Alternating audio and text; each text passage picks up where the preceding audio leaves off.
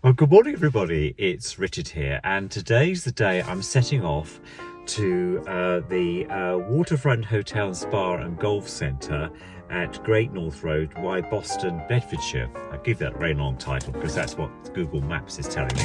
And I'm going to the Managers Conference, the National Care Forum, which is the sector, the care sector for the non-profit sector, though for-profit will be there today. Vaguely charity, it's mainly for the charity sector, but it will also be for those people who wish to attend who are actually on more commercially based, which is fine because that's basically what everybody's really, even if you're a charity, you're running a business. So today is the start of the Managers Conference, and I'll put a picture of this there. It's a full 2 days, as I said in my previous upload, so I'm really looking forward to that. So we've got a 2-hour drive there, so I thought I'd take you along for the ride and actually film there. I'm hoping to get quite a few things. I don't know what will actually happen. Some of it may not be really of interest really on YouTube, so I probably won't include it, but what there is I will certainly include some of the centre there and conversations with people as well. I've got a bit of a cold actually today. I hope that doesn't develop too bad, but we'll see how we get on. So yeah, stay tuned. Well, we're on our way, everybody, and hope we're all doing well. This is the M20. It's quite misty, sort of, it's mist or fog, I'm not sure. So we'll be going the M20 and then the M26. So, but yes, we've started. So, though I don't have to be there till 3, it's John Cleese, my sat-nav voice, is telling me it's 1:35. It's only 25 to 12 at the moment, but the trouble is with the M25, it's like the biggest car parking in the tunnel, which is fair really. Only 2 lanes. Temperature today is 13 degrees.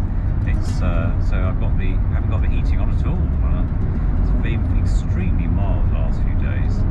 It's like summer. Yeah, we're just emerging out the other side now.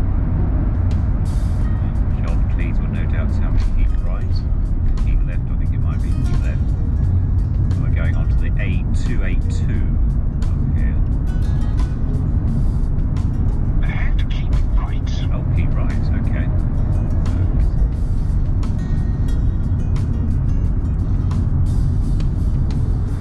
So this is the front of the conference centre, and yeah, just swing around a bit.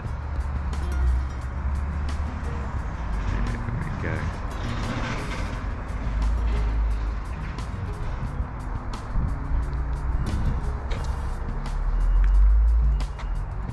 So we've arrived, and really early actually. It's only 1:45. So the problem I've got now is that you can't actually check in till 3 o'clock. So I've been told to go down to the next turning. I have been here before, and what I'll do, I'll spin the camera around a second so I'll show you. So I'm waiting now just for that to happen. So let's just, can we do that here? In a second. So there we go. This is Wyburton Lakes. It's quite a misty sort of afternoon. It's quite chilly actually. I had the heater on in the car. Lots of roadworks, lots of 50-mile-an-hour speed limits, so I would suggest leaving early was quite a good thing to do. So I'm just travelling down here. Last time my accommodation was right down the other end of this road, which you can't really see on the video, so I'm just going to see how far we get now. I'll be back soon. Hi guys, I've arrived early enough so I can now get myself a cup of tea in the place I stayed last year. Quite nice. So yeah, let's see how we get on. Well guys, this can't be too bad. Having some lunch and a cup of tea because I'm nice and early. So yeah, nice soup. I don't know what flavour it is, but hospitality, best you can get. Yeah, it's Wyburton Resort Lakes. Fantastic.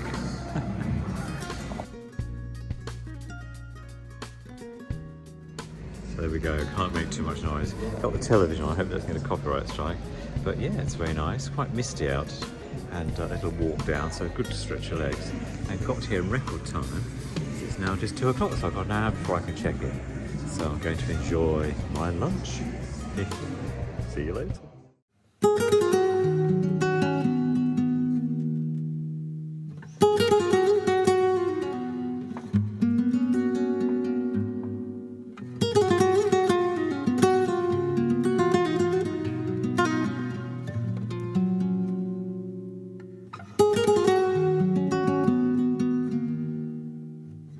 Well, there we go, guys, ready for the evening for the National Care Forum Managers Conference, drinks and dinner.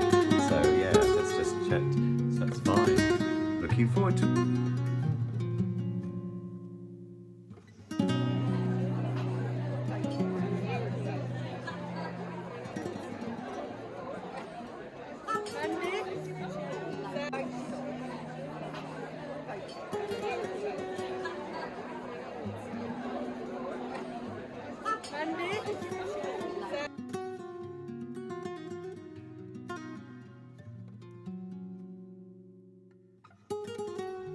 Well, good morning, guys. It's Richard here, and had a really good night last night, actually. Apart from this cold, which is affecting my voice, yeah, it was a really interesting evening. I'm reconnected with lots of people that in the sector that I know, and we had a very nice dinner. Unfortunately, the dinner was the spacing between the starter and the main was over an hour, which I thought was far too long, so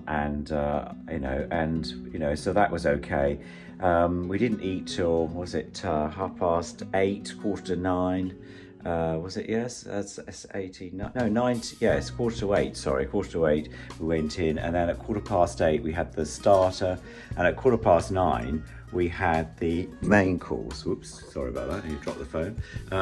So I think it could have been slightly brought together between the starter and the main course. So the dinner itself, let me just show you the menu.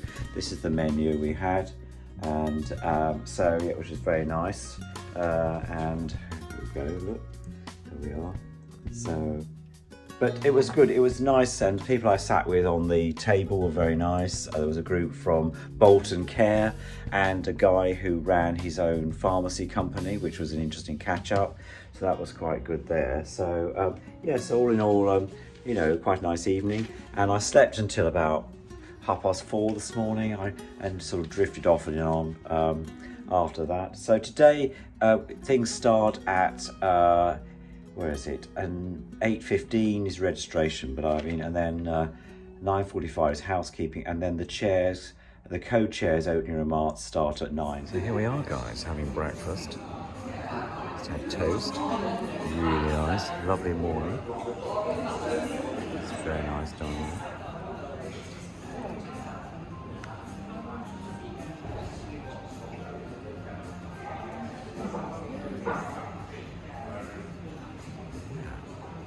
Very good. Let's have some cereal. So had breakfast, and now ready for the conference. Going to do some networking downstairs. Already catching up with Care Management Matters. They've already said they'd like to do an article on Tempest, which is really good news. So I'll have a chat with the guy about that.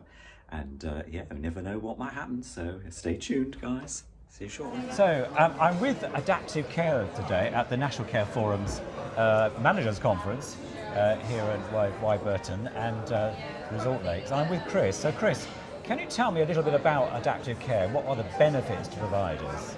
Okay, so Adaptive Care, we're one of the leaders in acoustic and visual monitoring. So the idea behind it is that we allow residents to have a good night's sleep. Sleep is massively important for everyone, especially the elderly in care. So if you can stop the regular checks at night and have a system that monitors for anything over and above the normal sound of sleep, we can get carers in within seconds if they need care, but not disturbing them if they don't. So it's a great system for sleep. And obviously, fall reduction if they're sleeping is the main benefit. and carers having more time to spend with residents. And one of the benefits you mentioned to me earlier before I was recording this was about the fact of screening out certain noises. So can you just touch on that for us as well? Yeah, so there's the hot topic at the moment with AI. It's not, in our opinion, not quite ready for care. There's a lot that needs to be done. But there are certain noises that AI can record, remember, and diagnose, if you like. So the idea for us with our next development of View is that the system can pick out certain noises that have a very easy to recognise noise structure. So a door shutting could be something quite easily picked up by AI. Things like coughs, very similar to crying, it's very difficult for AI to pick up, but a door shutting. So the idea is that when the alert comes through to the staff member who manages the alerts, it will let them know that that's a door. Right. They can still check, so they've got that security to override it, say I'm just going to check that definitely is a door, while they learn to sort of get used and trust the system. So the idea is that we improve efficiency through AI. The key thing for us is not to replace care staff. So we often say that AI is okay at the moment, but we're after HI, which is human intelligence. So the system's there to give the carers the knowledge of what's going on in the room, rather than replace them, and that's the real, I think, the key thing for us.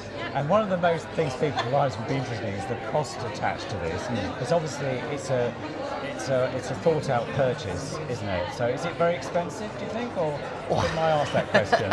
You put me on the spot. Yeah. So no technology is cheap. There's two ways to pay, where you pay up front a CapEx version, or you pay a subscription, so you pay a monthly fee that covers you for the next sort of 3 years or so, a bit like a mobile phone contract. Then at the end of the 3 years, you either reduce the monthly payments, or you say, right, I want the next shiny new kit, when obviously technology moves so quickly.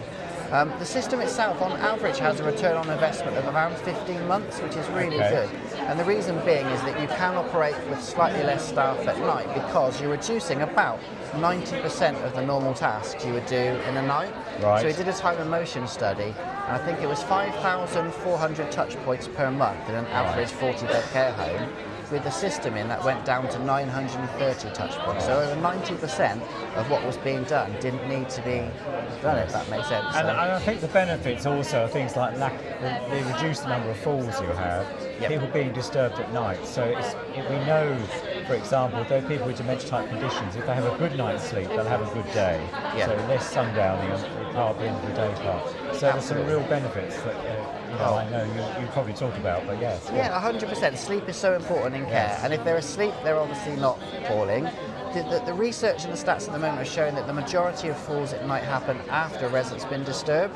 So that thing you're going in to do every 2 hours as caring actually can have an adverse effect. But their health and well-being the next day, we're finding now that there's less weight loss because they've slept better, they eat more, they move more, they're more interactive, there's less muscle wastage because they're moving, much better moods, less challenging behaviour, and it's a simple thing of a good night's sleep. Yes. And I think I've got a 15-month at home, and I really empathetically understand exactly what it's like to have that broken sleep and how you feel in the days the next day. And I think actually that's for me in my 40s, but for someone who's suffering with dementia or an elderly person, that's going to have a bigger effect the next day, certainly with energy levels. So yeah, very simple good night's sleep, but until now it hasn't been very easy to give a resident that. So. Okay, well, that's lovely. Well, it's lovely to chat to you, and thanks very much.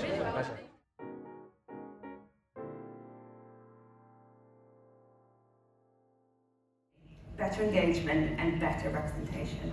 We know that only 16% of elected councillors and less than 2% of current MPs are open about their disabilities. That doesn't reflect the wider population. So we need to work out why people aren't going into politics, why people don't feel involved, what are the barriers and how we can help overcome them. Because 20% of the general public don't even know that someone with a learning disability has the right to vote.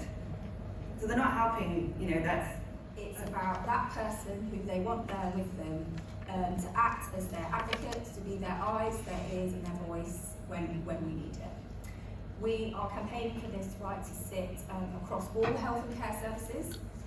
So we know if you're giving birth. Hybrid contract of some permanent hours and some 0 hours, or whether it's just a 0 hours contract. So it is going to be particularly more challenging in domiciliary care, because as there's many domiciliary care providers in the room, hours fluctuate, demand drops, demand increases. So there's going to need to be more discussion around how we're going to manage that, particularly with commissioners. Because if you've got somebody on guaranteed hours and the hours aren't there to deliver, It's going there automatically. Now it will sense when someone moves. It sensed a person is there, and now it's asking if they want to there. That's where it's actually sensed me. And it's asking if I want to do an activity. So you can have a range of activities like videos, or this one's like an exercise video. So it's just playing an exercise video, and there's various ones. So you might have a rehab.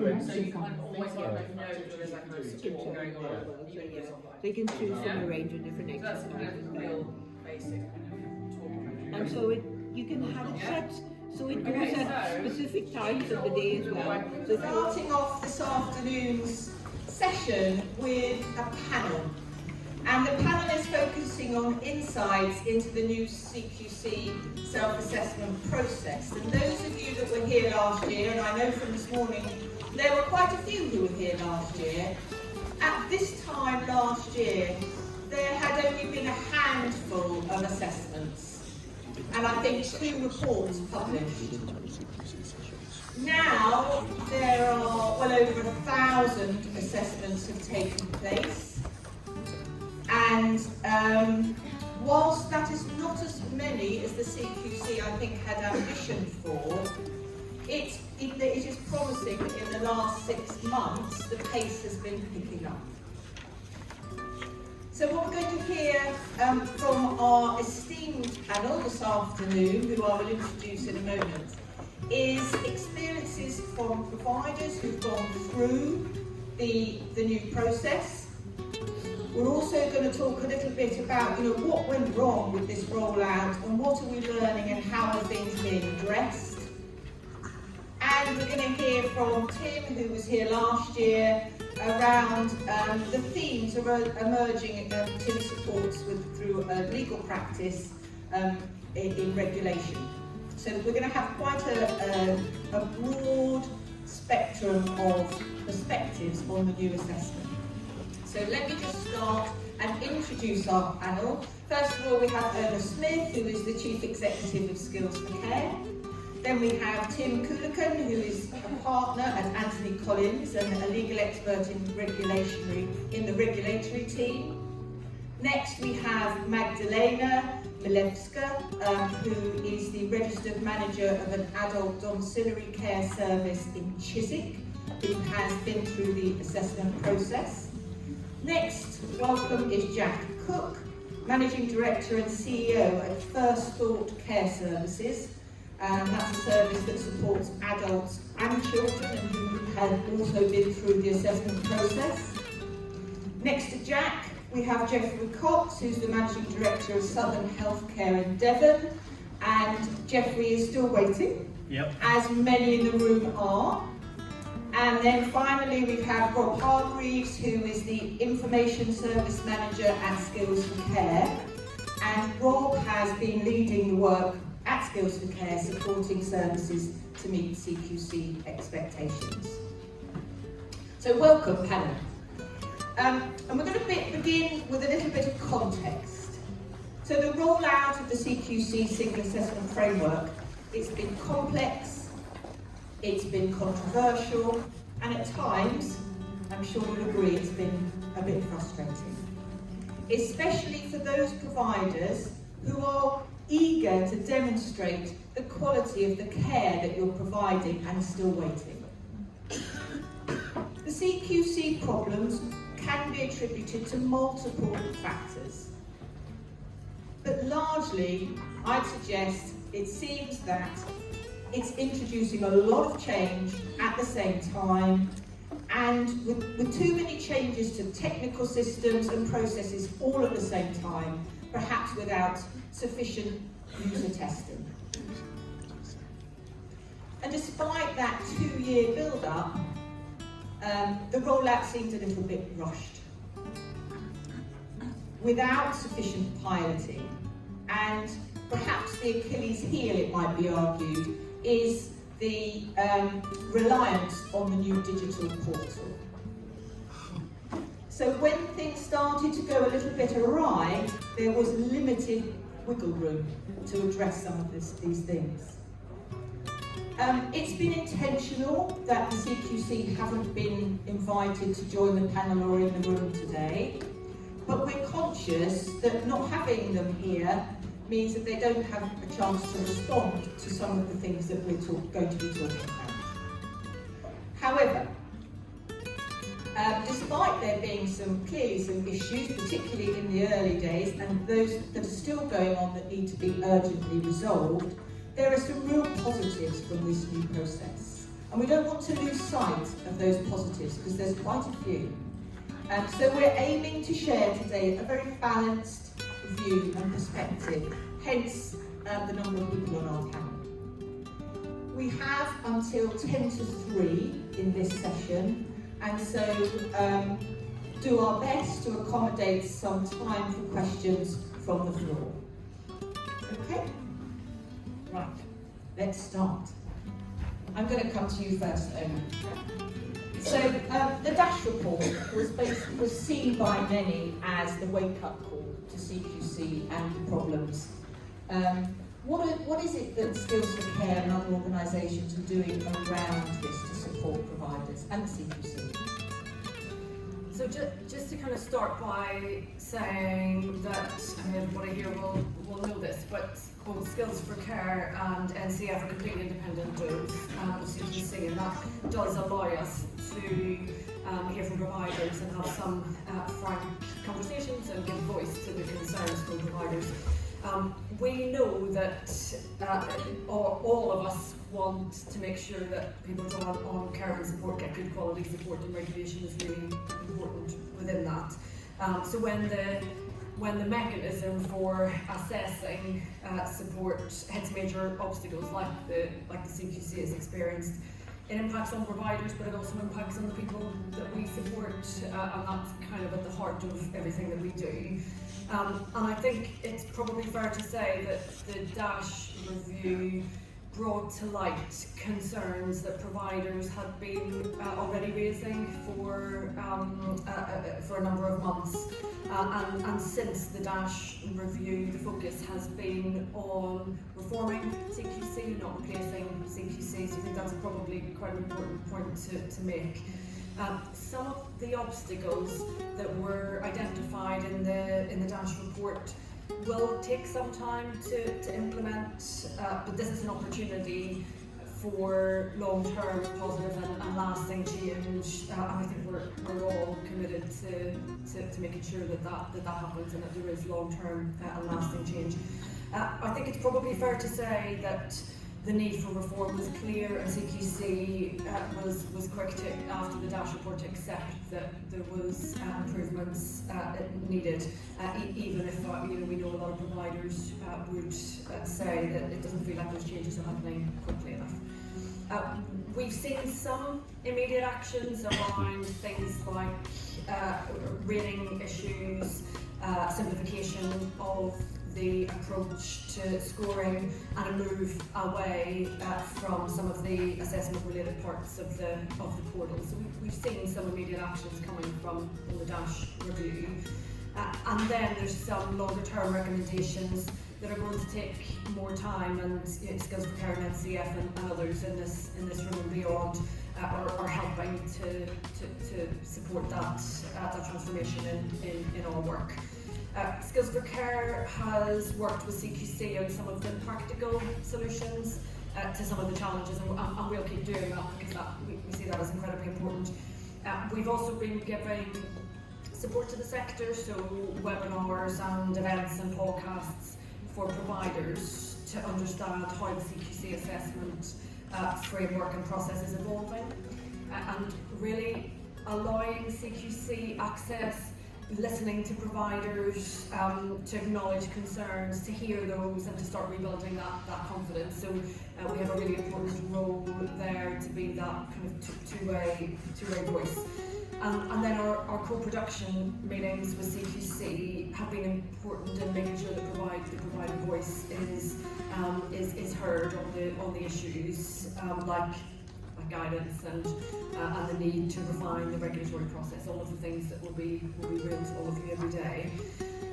There's a lot more that CQC need to do, and it's really encouraging to hear James Brilliant recently acknowledge the recommendations of the Dash report and the report that they commissioned directly from the Care Providers Alliance about the impact of the single assessment framework.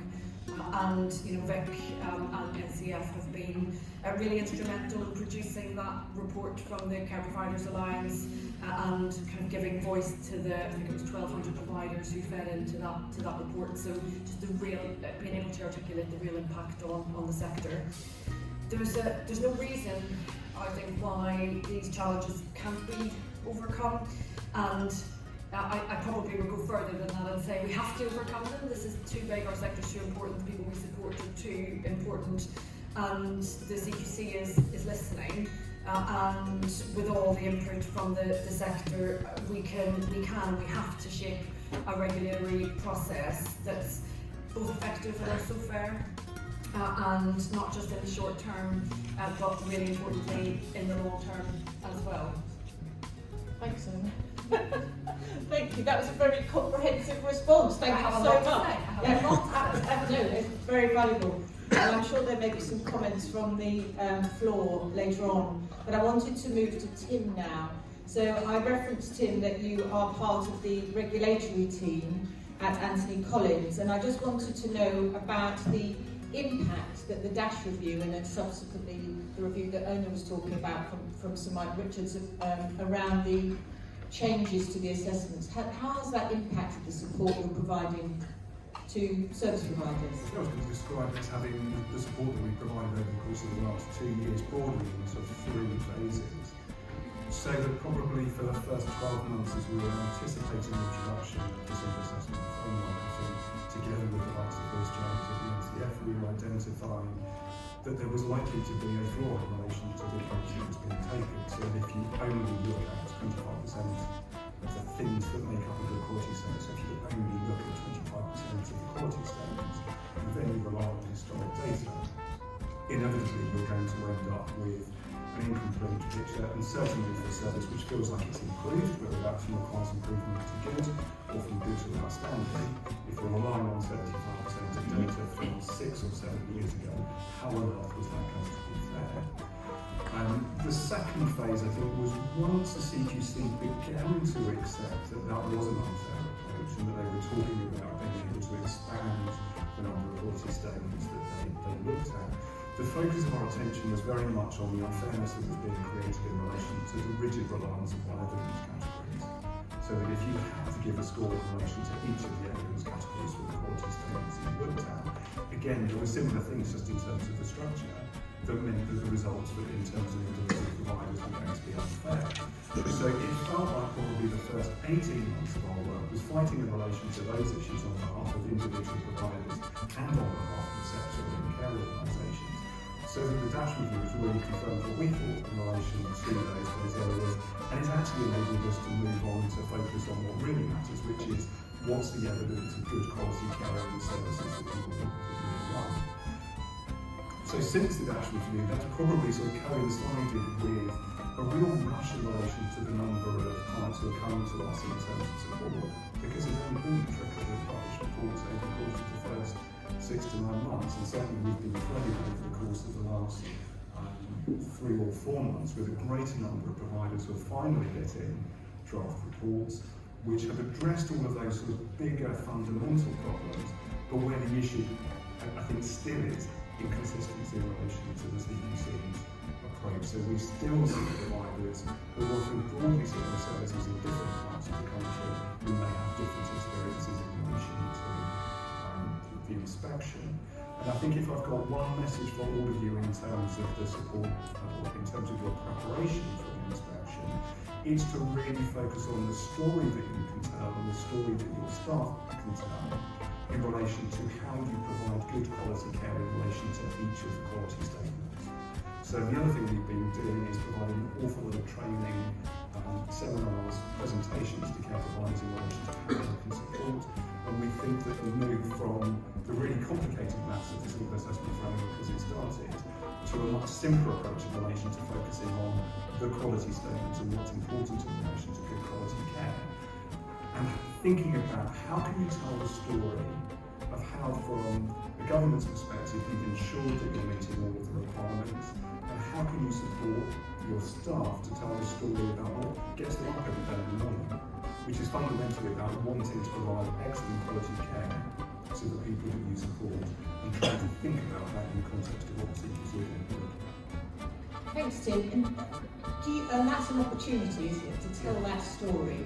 What would you, have you identified any particular risk that you think we should be aware of, the people in the room should be aware of when they're wanting to demonstrate the quality of care?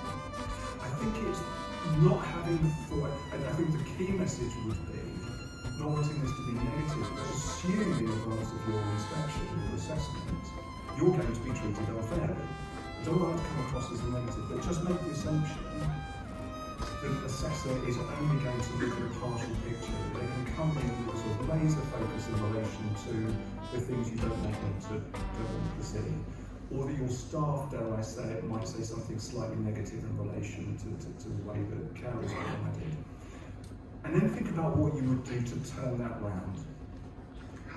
So how can you think about how you design and write your policies and your procedures to ensure that you meet all of the 36 quality statements?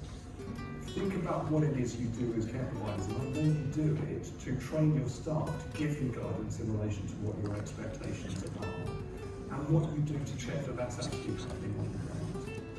And then on top of that, think about the sort of human conversations that you can have with care staff, the human conversations that you can have with the people that you support or their family and their friends, thinking about those 36 quality statements, but without doing it in a rigid questionnaire.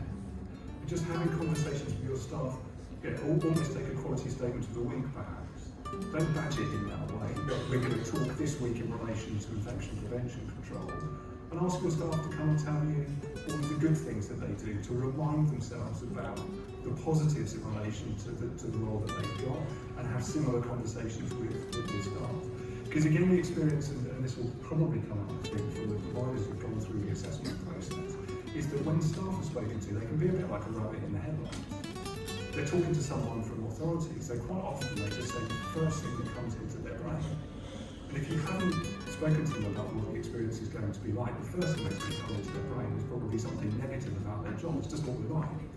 How was work today? It was awful. So that, that's effectively what the assessor is going to be told.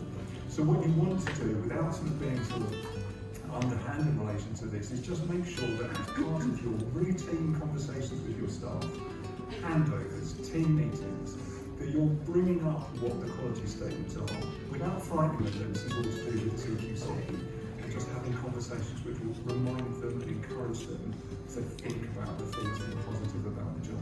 And fundamentally, everybody in this room has come into care because they really believe in providing great quality support. That's the same in relation to the vast majority of the teams. And I think it's just a question of trying to encourage them to think about things that the CQC are likely to ask them, so that when the assessor does come and talk to them, they might have that in their headlines. They've got a positive thing that's going to come to mind, rather than the work's terrible, we haven't got enough staff. Thank you for that very valuable tip, Tim, and I can see lots of people scribbling notes around that, so thank you for that. I'm moving on to Magdalena. So you have been through the assessment, your service has, and I wonder if you could share just some highlights of that, given our time that we've got together, Magdalena. Things like, how much notice did you get? What was it like on the day, on the actual assessment day? How did you find the report and the associated scoring? That kind of thing. Okay. In summary. I mean, I want to just kind of repeat what Tim said, and it's really, all of the things that he underlined is true. You need to be always CQC ready. It's not a quick fix that inspector will call because he called on Friday and said that he's going to come next Friday, but then on Monday he called, actually I'm going to come tomorrow to visit you. So it's not that they will call and you suddenly will produce evidence for the last 2 years. It just doesn't happen like that. And CQC is there not to search for information. It's your job to present it to them. And this is exactly how our inspection went. So our inspector was a really nice gentleman. And like with the changes with inspection, you know, we put all of our attention now on digitalization. They don't necessarily know systems. And even, you know, on this presentation exhibitions, we have at least a couple. We use a system called Birdie. But again, they will not search Birdie for information. You have to have reports ready. You have to have lessons learned ready. You have to have a culture in your company that you're not afraid that inspector will call your carer or your client and suddenly everything or bad service or the way that we treat our staff will turn around and they will magically say good things. You have to live and breathe with the quality statements, and you have to embed all of them in everything that you're doing. And the most important thing is that they will ask you for the evidence. So we got our report. Our report is excellent, but we didn't get outstanding. And the rating, and the report is excellent, right? You read it, it's like an outstanding service. And then you get rating, like when you get like 1, 2, 3, or 4 in a rating, they give you 3, but it doesn't really tell you where are you lacking, because they don't know what outstanding is until you present it to them. Yeah, so if you require improvement, probably it's easier, but with outstanding is a little bit vague. It really have to be like, so we're waiting, we appealed to be outstanding, so I'm waiting for the final report. Thank you, Magdalena. Jack, so we've heard a lot about how interviews play a part of the new assessment framework. And you've been assessed, your service has been assessed. What's your sense of those interviews? What was it like for your team members to be part of those? I think that it was actually really, really nice. I would have them at our service every day. Genuinely, it felt much more collaborative, a relationship. I was RM and I at the time, and they came with 2 inspectors, and just we had the phone call the day before to say we're coming tomorrow at 1 o'clock in the afternoon. It was like, okay, not at 8 AM, and they stayed until about 6:30, 7 o'clock in the evening, and it just felt so collaborative, and like they were sharing our successes with us, and our staff felt that as well. And when the staff had, some had their interview on the day, and some were phone call after, and even our staff said it just felt like I was talking to you, Jack. It was just like, what's going well? What's struggling? What are the struggles? It felt, yeah, very, very relaxed. I think that, yeah, our staff shared the success of our organisation and our struggles. Our staff were able to openly say, here's what we're struggling with, this is what we're doing, and even things such as, I mean, the inspectors that came were saying things such as, oh, have you thought about doing it this way? And it didn't feel as though it was them versus us as it has done previously. Yeah. That sounds really, really positive. Thanks, Jack. If there was one thing you could change, what do you think that might have been? The $1 million question.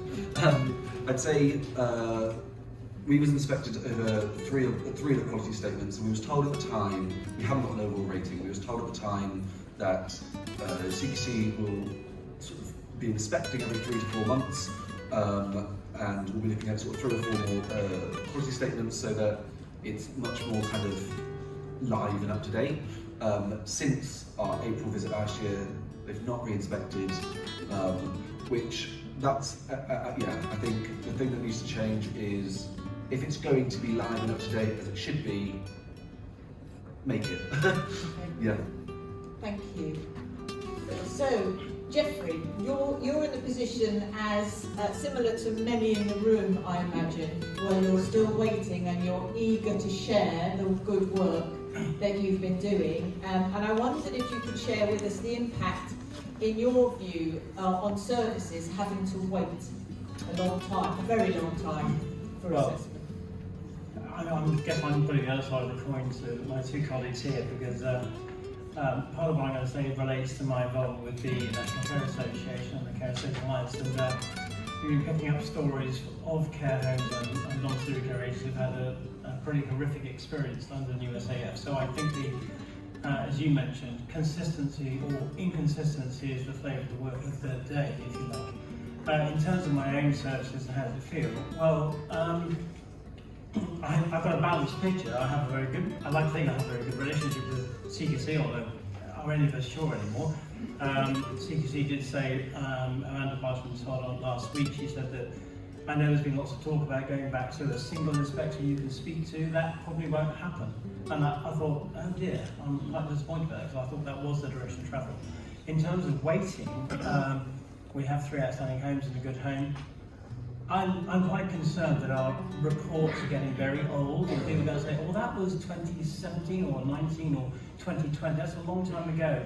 So I'd like to think that we're better than then, but won't be my opinion that matters at the end of the day, it'll be CQC's. When it comes to consistency, that makes me very worried. And I think that the value of having worked hard to become consistent becomes devalued by the length of time since the last report, people almost discounting that, etc. So, having said that, I'm possibly feeling sceptical or cynical, but having been studying recent CQC stats, and they produced this paper last week at the Care Association meeting, so since the publication of the SAF, 2,223 reports have been done, 1,500, 446 were comprehensive, 1,500 were specifically targeted. Of those, 1,395 are care homes, that's 72%, and 548 were home care, which is 27%. So I kind of think that's not quite consistent here, so I don't know what that is giving rise to. But overall, despite all the anxiety that you referred to, and I think we all share, the trend of recent days of inspections has been, and there haven't been very many of course, has been the overall rating levels have improved. Now, that's something I've been monitoring for years, and I'm anxious to see where they're going. Is it all continuing deteriorating, or is it actually improving? With CSCI, they used to publish annually how much more compliance there was year on year, year in, year out. CQC have never done that, maybe because they couldn't or they don't want to, I don't know. So it's a good thing that ratings overall have started to improve, although, as we all know, that's a very small percentage. With the number of inspections currently carried out, it's going to take them 17 years to get around to each provider once. On their own criteria, they were going to do every 2 years for a good home and 5 years for an outstanding, etc., etc. They would need to be doing something like 2,200 inspections a month, and they're doing 168. So it's a mixed picture. It is, and 17 years is a long time to get through all of those inspections. Thank you, Jeffrey, and obviously you've been looking at those stats quite closely, and I know, Rob, you've been doing some analysis of this first year of the single assessment framework, and so can you tell us the sorts of things you've been finding through that analysis? What's changed? Well, I think just to go back to they are picking up the pace. I think that's something, they were extremely slow in the first half of last year to do assessments. Very few assessments were published in anything under 4 or 5 months. We are now seeing the assessment reports, by and large, are coming out within a few months of the assessment. Some of the more complicated ones a little bit longer. There's definitely more quality statements being assessed than there used to be. So a year ago, I think we were talking about on average, it was like 5, 7, 8 maybe. Quite a bigger range of quality statements are being assessed now, which is good. I think they are very much concentrating on the home care market on safe and well led. Not exclusively, but so many of the reports I've read in recent weeks of home care, they're looking at safe and well led, and very few other quality statements outside of those. But that's not the takeaway from today. Shouldn't be. We don't need to concentrate on everything else, because they can look at it all, and they do, and certainly on new services they do. For care homes and living disability service, it's a broader range.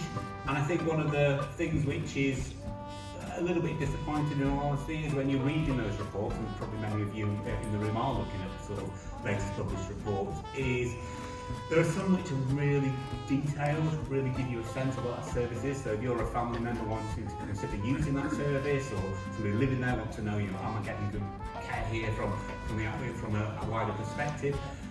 Really valuable stuff. If you're a manager of those services, sort of gives you a sense of direction of what you do really well, where maybe there's areas for improvement.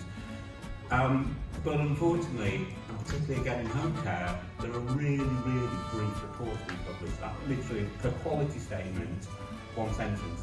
Not enough to give you a sense of what's going well here, or what could go well for that service if it was used for a family member or myself.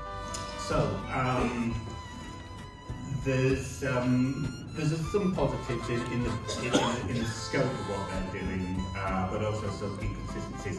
I feel, as Jeffrey alluded to, I think some of the outstanding providers have been a bit shortchanged in the sense of, they are, the CQC haven't got concerns about them ever seemingly, so they're not reassessing them, and so those ratings are quite old now. In some respects, I've been a bit of a geek. I get quite excited when I see a new outstanding report published, and I really want to delve into the great stuff in there. And actually, a lot of the outstanding reports I've been reading in the last couple of months are actually services that were previously rated outstanding, are still rated outstanding, but the quality statements they've actually looked at have actually dropped down to good. So if they did a broader, more comprehensive assessment there, there's a very good chance they would no longer be outstanding. And maybe that's because how long it's been since the last assessment, and there's been changes of trusted managers in those services and that sort of stuff. But likewise, there are some services who are rated requiring improvement, who the sense is that they have improved because every quality statement that has been reassessed has gone up in terms of the score, yet they've looked at so few quality statements that they haven't had the chance to be re-rated as good. And I think through the Care Provider Alliance report and that, this message is getting through to the CQC that you need to change, you need to broaden that sort of thing. I guess it's just a pace of change. I did write down some stuff around kind of concerns we were speaking to the CQC last month around what are you concerned about, what are you seeing from latest assessment reports that maybe other providers out there could be kind of concentrating on. And some of the bigger concerns at the moment is weak recruitment checks, poor risk assessments in some services, lack of management oversight in staff training, limited understanding of quality and diversity, failure to implement service improvement plans, weaknesses around care planning, and lack of evidence of involving people in their own care.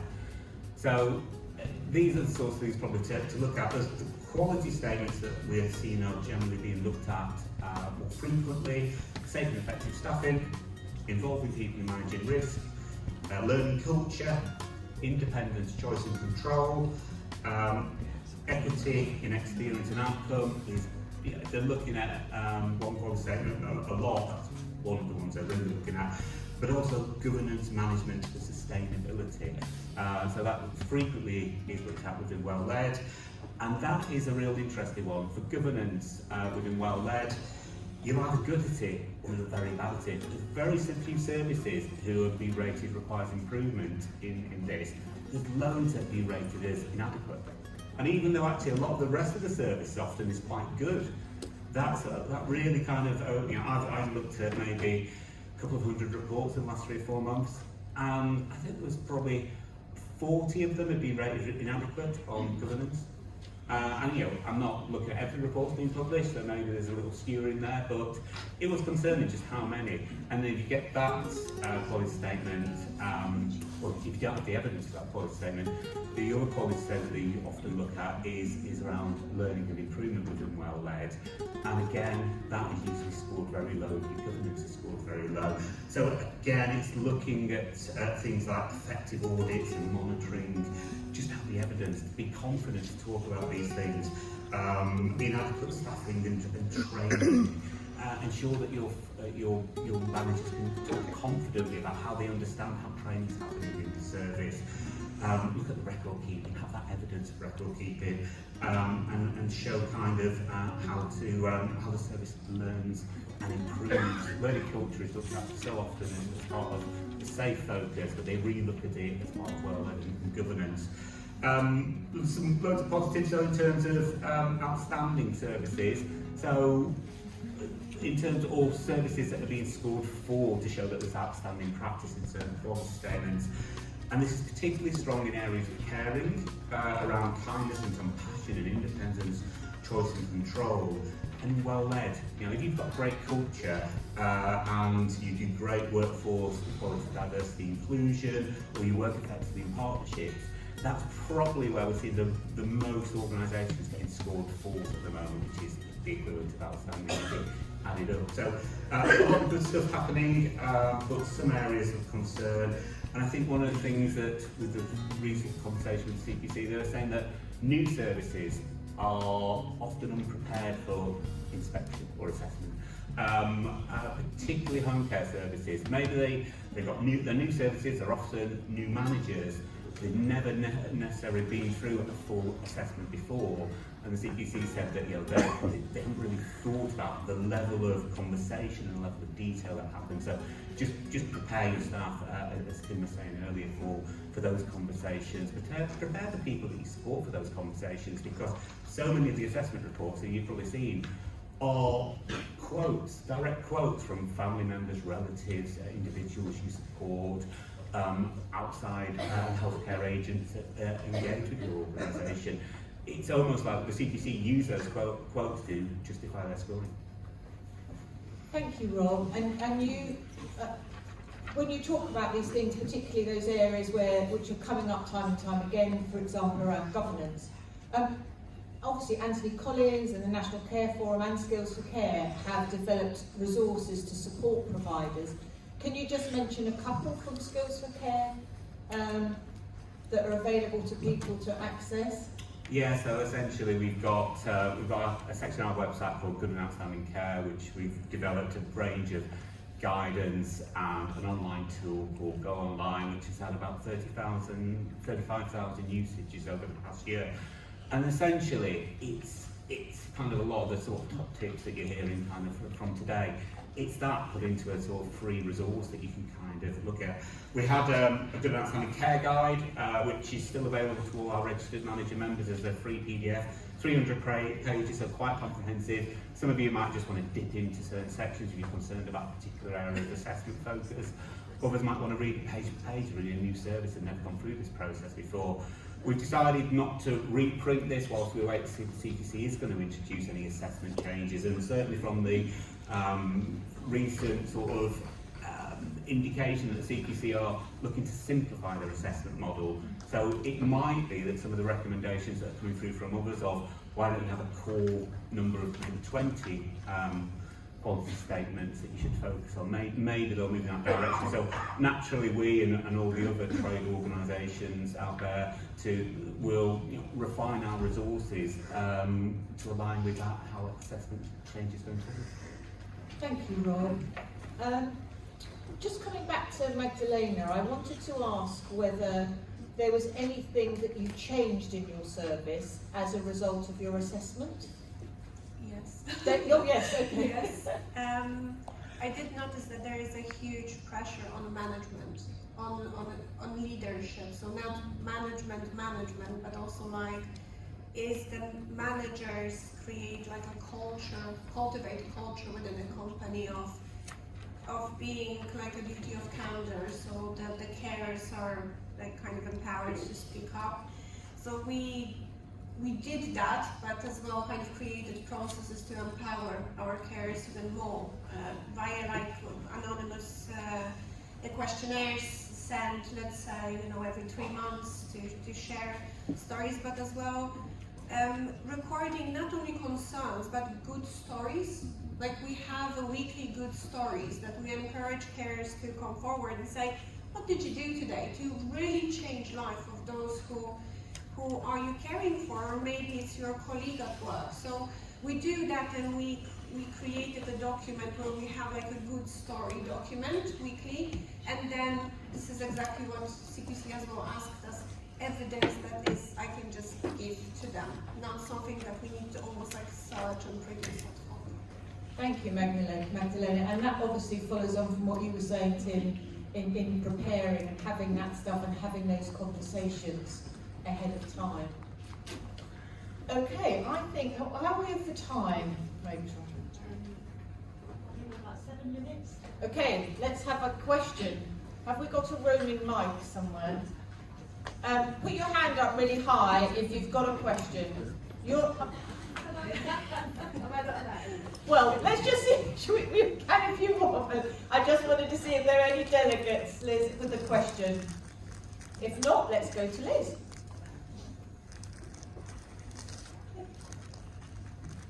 It was just an observation. Thank you, everybody. That's been very helpful, very insightful. And we are always trying to, we know how important regulation is. We know how important having a good, robust, credible regulator is to all of you, and how it really matters, actually, that you've got a regulator that you can work with and who you think understands things. So, 2 observations. I just wanted to say a massive thank you to anyone and everyone who got involved in the work we did with the Care Provider Alliance, doing that review of the single assessment framework, whether you filled out the survey or came along to a workshop. It was a really, really powerful piece of work, and it really articulated, I think, the frustrations of providers that we were hearing individually. So that sort of collective power was really important. When I was just listening to you, Rob, and I was remarking privately to myself on the irony of the importance of good governance from an organisation that's had quite a lot of challenges with its governance. So I don't know if any of you have been able to go to any of those CQC Way days. Anyone been to those? Anyone go to the one in Newcastle? Or even better, the one in London on the 14th of February. What better way to spend your Valentine's Day? But I think, so I think the CQC have got it. I guess the challenge is in the timings. So have you got any sense as a panel? I mean, they're telling us the CQC Way will be embedded by May. Well, it all rhymes, doesn't it? CQC Way in May. Have you got a sense, each of you, of whether you think that's likely to kind of really get embedded and change? Moving from that, whatever it was, 15,000 inspections a year down to 2,000, something like that? Yes, they're currently doing about 160 a month. So it's not very many. So I was just thinking about your question and about how confident are we that CQC is developing the CQC way is going to be better and different. I think the one thing I would come back to, as you alluded to, is consistency, because there's no doubt about it, there are some amazing inspectors doing some great work and they're motivated by exactly the right things, which we want to do as well.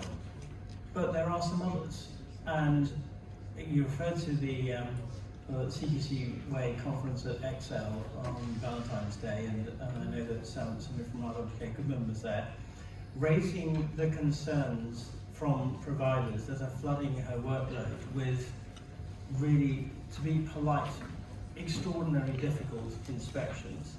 And she also used some language about the attitude of some inspectors, which is not what we want to see. And it kind of was met with a bit of dismissed, it was dismissed, really. And I think if there's going to be solid and consistent improvement, we have to be, CQC needs to be open to a root and branch development of the culture, and I think that's going to take a long time, more than a couple of 2 or 3 months. It's going to be a long haul. So I think we need openness and honesty on the part of CQC, which I can't say where that is or isn't, but in some respects it hasn't always been there. So I would say that we still have a lot of work to do. Thanks, Geoffrey. I think Tim just wants to come in. We're quite sure. I'm itching to come in in Yeah. relation to this one, which is a much wider one. I can hear Liz laughing because she probably knows what I'm going to say. But if there's one thing everyone I'm encouraged to get behind, it's the CPA recommendation. There needs to be a truly independent review process in relation to the CQC assessment scheme, because at the moment, as we've heard the phrase many times before, the CQC mark their own homework in relation to factual accuracy challenge and in relation to rating review. The one thing that will help drive consistency through the system is having a truly independent review process, so that when there are unfair outcomes, they can be appealed to someone who's got a completely objective view in relation to it. And that, I think, is the one thing that the CQC could do, which would help accelerate a fully functioning and working assessment programme. It's a drum that I've been banging for years, but I think it is the one thing that would really help them. And if I could be so cheeky as to say this, I think it's the sign of a mature, grown-up regulator that they understand that they can be subject to challenge without it being discussed or sustained in relation to their credibility. Thank you, Tim. Just the remaining members of our panel, we haven't given a little bit of a reflection or a kind of sort of takeaway for the people here today. What would you say? Very short takeaway. So I was thinking about the conversations we were having for dinner last night, and I would call it the kind of magpie approach. People sharing, we're an outstanding service, we did this, or we could take this but slightly change it in our context. And there's just something about the, it's not that this amazing stuff isn't happening, it's about being able to tell the story and take from each other and say, and learn and have that kind of curiosity. So that's the thing that kind of stands out to me, the importance of these types of spaces to share some of that across different providers. Thank you. Jack? My key takeaway would be listening to people and capture that in a variety of ways. You can use sort of anonymous surveys, post boxes, and then also we then write up about it and share it as to, hey, this is what we're doing. Or if we can't increase your wage for whatever reason it might be, showing why, here's what our charge rate is, break it down so that they get the mission and they get the story, and then we're able to do sort of like trends and see what's going wrong, what's going right, and sharing that. Thank you. Magdalena, any final takeaway? Love your job. Love your job. As a manager, as a district manager, it's a difficult one to be a leader, but love your job, love your life, and trust your people, and good things will happen. Wow, there's a good place to end, isn't it? Thank you, Magdalena. Wonderful. I'd like to thank all members of the panel. There is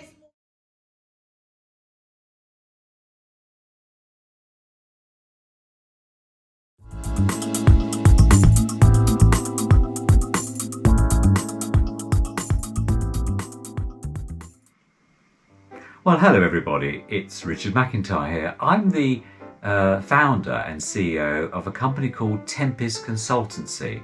So if you work in the health and social care sector and you're looking for a consultant to do a vast number of things, from mock inspections under the Care Quality Commission or CQC for your care services, or you're looking for somebody to do an investigation or audit on your care services, then I'm the man for you. I've had over 40 years experience of getting companies, getting care homes and also companies in the right place. For example, I also was head of safeguarding with some major charities, and I've done turnarounds. So if you're in the market for someone to come into your service to do an in-depth report on how the status are, or to help you meet the CQC new standards under the single assessment process, I'm your man, and I really look forward to meeting you. So go to my website, tempest.co.uk, and put a note at the bottom, and I'll be in touch. Until then, you take care and see you soon.